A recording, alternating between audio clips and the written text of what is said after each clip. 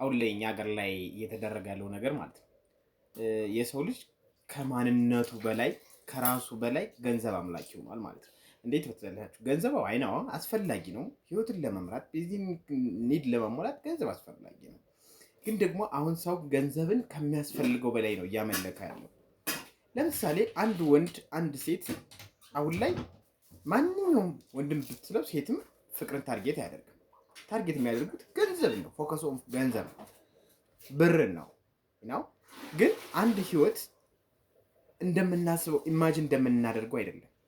ለምሳሌ ገንዘብን አስበን በዛ ገንዘብ በቃ የምንፈልገውን ገንዘብ አገኘን አገባን። ግን የምንፈልገው ደስታ ክሬት ይደረጋል ወይ? ኖ። ስለፈለግነው ስላገኘነው ብቻ 2 ቀን ወይም 3 ቀን ወይም ሳምንት ሊሆን ይችላል ያ ደስታ። ከዛ በኋላ አይቀጥልም ደስታው፣ እውነቱን ለመናገር ማለት ነው። ግን አሁን ላይ እውነት የምንረዳው ነገር ግን ደግሞ ሲገባኝ አሁን ላይ ድሃ ከድሃ ሀብታም ከሀብታም ነው እየተጋባ ያለው። እግዚአብሔር ሀብታም ድሮውን የሀብታም ልጅ ድሃ ወንድ ታገባ ነበር። ድሃ ወንድም ማለት ሀብታም ወንድም ድሃ ሴትን ያገባ ነበር ማለት ፍቅር ቤዝድ ያደርግ ነበር። አሁን ላይ ግን ሀብታም ሆኖ እንኳን ገንዘብ አለው እኮ ከገንዘቡ በላይ አሁንም ፍቅርን አይፈልግም፣ ገንዘብ ነው የሚፈልገው እና ባለሀብት ነው ፈልጎ የሚያገባው። ድሃ ያገባ በቃ ነው ፍቅር። እግዚአብሔር ምን የሚባለው ቫልዩ ሁሉንም ነገር ከበር አድርጎታል። እና የሰው ልጅ ከማንነቱ በላይ ገንዘብ አምላኪ ሆኗል። በጣም ጭፍን አስተሳሰብ ነው ማለት ነው።